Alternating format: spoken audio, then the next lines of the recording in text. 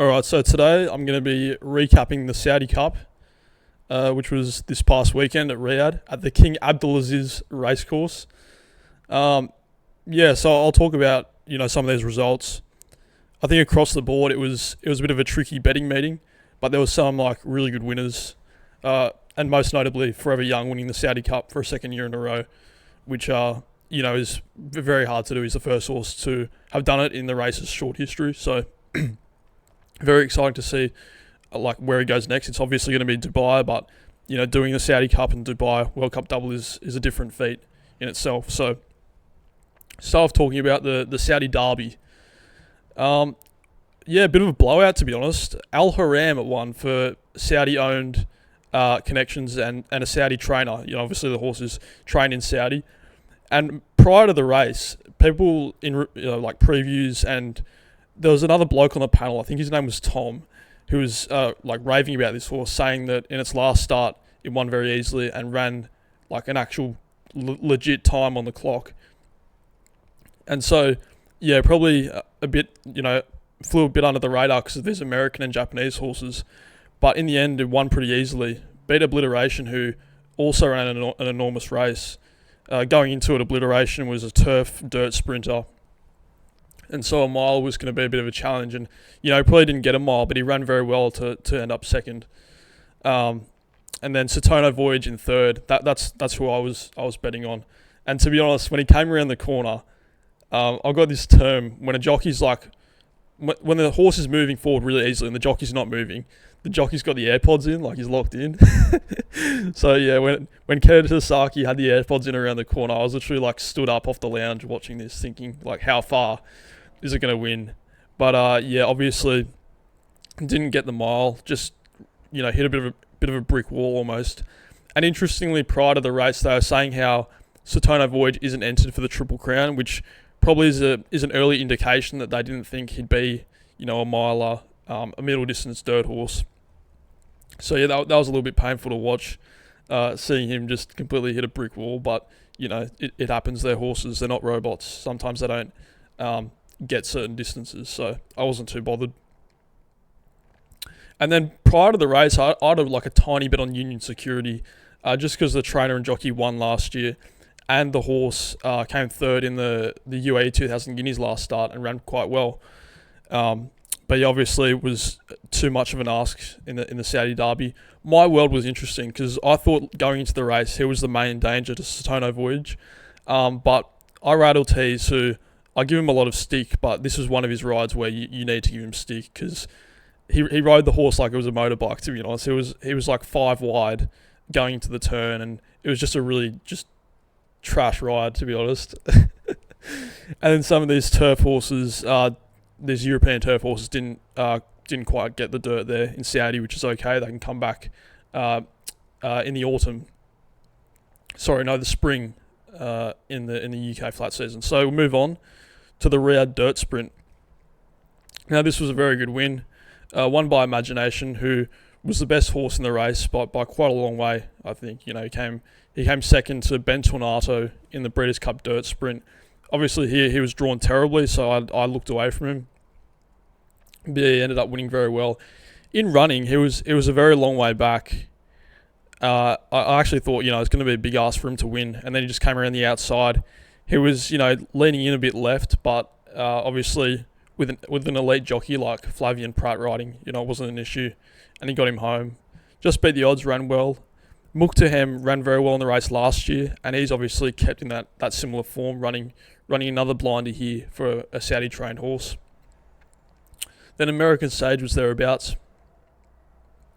And then further down, we've got some of these other horses. My bet for the race was this horse, Yamanin Churchy, who was really disappointing.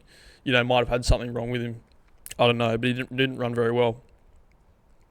And that's about it for the Riyadh Dirt Sprint. Then we'll move on to the 1351 Turf Sprint. Now this was interesting going into it. So Lazat and Panjatawa were the two market leaders, both of them drawn really badly. And obviously with this distance and track layout, you can't. It's difficult to be drawn wide. Reef Runner did very well to win with I Rattle Tees on board. Additionally, I said going into the race that USA turf form doesn't really stack up on the world stage, but this has kind of gone against that, I guess. But he was a very informed horse going here. So yeah, it was massive win for American connections. Lazat, once again the bridesmaid. He's finished second so many times in the last year, I guess. He came second in the champion sprint. He might have ran second elsewhere as well. I don't know. But yeah, he's come second here. Comanche Braves ran very well. I thought this distance would be a bit sharp for him, but he's run a really good race. Then Panja Tower. This is the one that I was on. I shouldn't have been because it was drawn at barrier 11. I thought that Giamarello would be able to get him back, and then he'd come over the top, but he might have lacked that turn of foot. This is probably sort of at the shorter end of his distance range. So yeah, he might have just lacked that turn of foot. And then yeah, that's about it. Yeah, surprising, but half. Not a complete shock that Reef Runner won here. So yeah, we'll move on to the next race, the Neom Turf Cup. Now, yeah, I had a few takes before this race that have just aged terribly. That's racing. Sometimes you're wrong, so I don't mind. But yeah, I said Royal Champion is an 8-year-old and can't win a Group 1. And then he won by 5 lengths, or 4 3/4. So yeah, that's kind of annoying. But he won very well. He'll go to the Dubai Turf next, which I think will be too sharp for him. But he might just win again because he won this race super easily. All right, so yeah, I thought Factor Cheval ran very well too. He's another older horse that I thought was more of a miler, 1,800 metre horse, and he's ran very well. Then Servi, who was backed off the boards in the last sort of 20 minutes before the race, she's run very well. If we go down the field, now there are a few unlucky things, so Aloha Ali, before he went into the parade ring, he had some issue with his tongue tie, and he ended up biting his tongue. There was blood coming out of his mouth, so that would have caused a bit of discomfort. And then, right before the race jumped, he was in the stalls and he started jacking up. So obviously something was bothering him there. And then once they were running, he just couldn't relax. So there was just so many things that went wrong for him. He's obviously a very classy horse. He actually finished off okay, but weakened when the race was already said and done. And then Gallon as well. I was so high on this horse. He's a bit younger. He's got really elite Group 1 form, especially in the prior start in the Hong Kong Cup. Not beaten that far. And then before that, he just got beat at Bahrain to Royal Champion. So I thought he was coming here with a really good chance. But they're horses, they're not robots.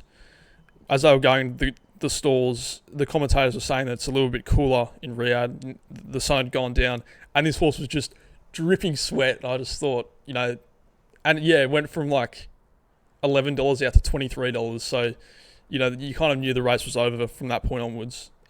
So he obviously wasn't right. And also barrier 9, it was a little bit hard for a non-pacer to get across. Although I think, if he was 100%, he would have run much better than, beaten 24 lengths last. So it's annoying, but at the end of the day, they're horses, not robots, and that sort of thing happens quite a lot. Right, so I'll move on to the Red Sea Turf Handicap. Now this one, oh my god.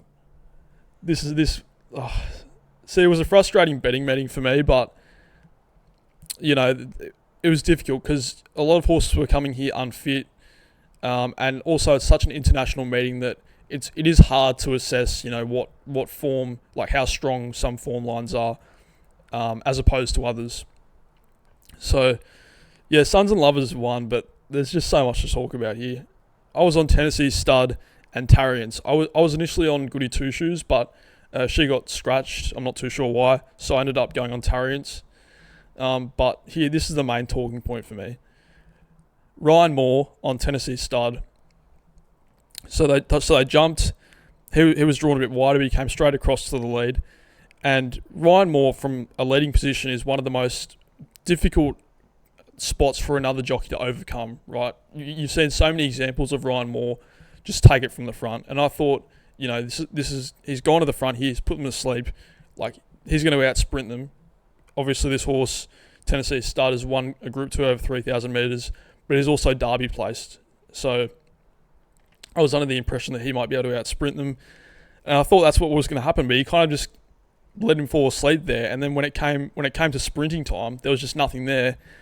And then conveniently, the stablemate, Sons and Lovers, just took off with Dylan Brown McMonagle. So that just set it up for a horse like him, who's a 1.5 mile horse. And he just essentially stole the race. It was a great ride by Dylan Brown McMonagle, recognising and half taking initiative that there was a sprint on his hands, and he just took off. Table Talk ran a great race as well. I thought his form leading into this wasn't that strong, so he ran a great race. Tarians, I thought, had every chance, but maybe 3,000 metres just found him out a little bit. Real Dream ran a massive race at that price. Epic Poet was another one that was just completely cooked when Ryan Moore put the brakes on. Like he needs a strong run staying race. Maybe if I was Danny Tudhope, I would have taken that daring ride, like taken off at about 800 metres around the outside. But he really needs a strongly run long distance race. And then some of these others like Burdett Road, who's a complete stayer, should have been, Pat Cosgrove shouldn't have let Ryan Moore have his own way up front. But it was just a weird tactical race. But obviously, I'd say probably the best ride won the race with Dylan Brown McMonagle. Right, so enough of that race. I was a sham of a race. So the Saudi Cup, what a horse. This is one of the best horses to ever come out of Japan, the best dirt horse to come out of Japan. And he's really pushing these unprecedented boundaries, if you like. Breeders' Cup Classic, 2 Saudi Cups. Arguably, maybe he should have won the Dubai World Cup last year if the pre-race vet exam or whatever they did that caused discomfort for this horse, according to the trainer, Yoshida Yahagi. This could be a generational dirt horse. He's going to go to Dubai next, and I think if he has a smoother lead up to the race, he's going to be so hard to beat. I'm actually not sure. I need to have a look at the market, what competition he's going to have. I don't know if Nisos is going there. And also from what Bob Baffert said, he seems to think it's more of a miler, 1,800 metre horse. So maybe 2,000 metres would really find him out. But credit to Nisos as well. He ran an enormous race here.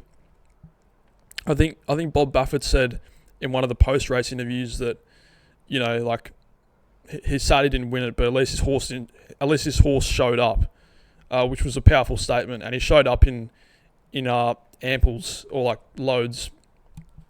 He ran a really gallant race in second. Forever Young was just too classy at the end of the day. Tumbarumba ran a great race at 40-1. I was a little bit against him going here because Dubai trained horses don't really run well here. We saw Walk of Stars last year completely fall apart. So credit to Watnan Racing. We already knew he was good, but he's run an amazing race here. Tumbarumba. Luxor Cafe was one I liked at a big price. He's run alright. And then Sunrise Topanga was the subject of a lot of conversation. He was average on the turf over longer distances, but he came second in the Group 1 February Stakes last year, which is a dirt race over a mile in Japan. He's run okay. And then, Banishing, he arguably made it a bit tricky for Forever Young because Banishing planted himself in front of Forever Young in the race. And, Forever Young had to get around him, went up the inside. So, made it a little bit tricky. And then Nevada Beach was, pretty disappointing. Some people were thinking that, he might be better than Nisos over this longer trip. So, disappointing from him. But all round, it was an interesting meeting. I mean, as I said, betting-wise, for me, it wasn't great. But a lot of my bets were half-staked because there was something that I didn't like. For example, the Red Sea Turf. It's a handicap, so I don't like betting on handicaps. Just reduce my stakes a bit. Then horses like Panja Tower was first up. So, half stake. A lot of my bets were half staked, which, was the right thing to do because I ended up losing. So, that's about it for Riyadh on the weekend. I'll just quickly talk about the racing in Sydney and Melbourne. Just not the like smaller races, but just quickly the notable horses. Like where do you even start with Autumn Glow? What an absolute machine. Yeah, we kind of, I'd say since like early sort of, maybe since the Epsom win, we thought this horse was a superstar, and she does have that action where you think like she's different to every other horse in the field. Maybe in Australia she's different. Like just her action alone is just so different to the others. And I think from here they'll probably go like, I think George Ryder, then Queen of the Turf, but like come on, like just go Queen Elizabeth. That'd be the funner option, I reckon. But I get the appeal to keeping her undefeated streak, and then using the Cox Plate as the really concrete target for her this year. So yeah, what a horse, Autumn Glow. Then we'll move on to Tentyris. That was pretty spine tingling, if you like. In the Lightning Stakes, Frosty rode it ice cold. just out the back and then just let it rip. He let some of those horses burn out up front. Yeah, despite Riyadh being a difficult betting meeting for me, I had a bonus bet on, I think they're called Tab Touch, who are like a smaller smaller bookies in Australia, and yeah, I did a $100 double on Jolly Star and Tentyris, so I was up like across the weekend. And I don't normally bet like that, but I didn't know what to put a bonus bet on, so I just did that. So that was good. Really interesting weekend of racing, especially in Riyadh. It's one of the most exciting meetings of the year. But yeah, if you like this sort of stuff, I might do some recaps more often, especially if there's like loads of Group 1s, big racing on the weekend, and if there's stuff to talk about. So yeah, if you like this type of thing, just like and subscribe, leave a comment, and I'll see you later.